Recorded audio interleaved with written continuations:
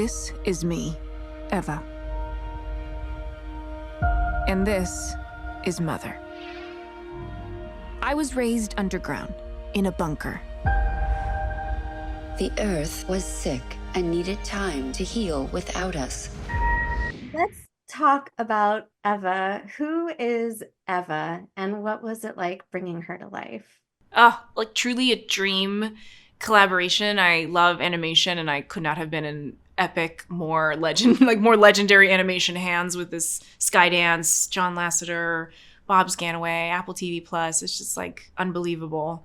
And Eva is this, she's this precocious, enthusiastic, hopeful protagonist on this epic adventure series. And she's someone I'm really hoping young people will enjoy spending time with. She's so unabashedly herself, and that drew me to her immediately. I just love that reminder for all of us, regardless of age.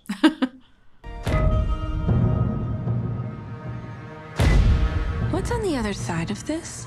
I don't have information on restricted areas.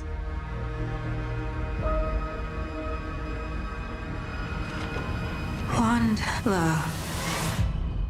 Is someone looking for me?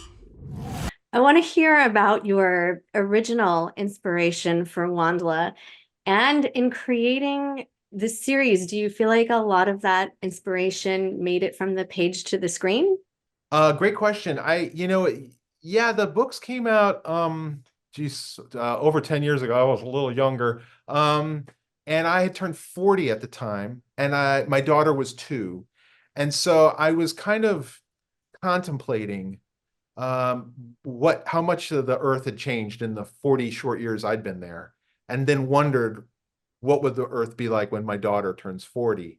And I was thinking about big themes like mankind's reliance on technology and mankind's growing isolation from the natural world, the plants and animals that we share the planet with.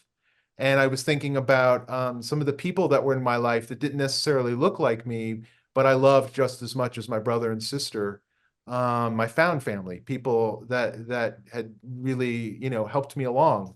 And these were the big concepts that went into the book. That's the foundational themes. And it doesn't there's no message. It doesn't answer. It just asks a lot of questions and explores those themes, as does the series. If this is Earth, what happened? And where is everybody? You are looking for answers. I want to know what happened to the humans. Oh my. You're moving from narrating the book series to the character of Mother.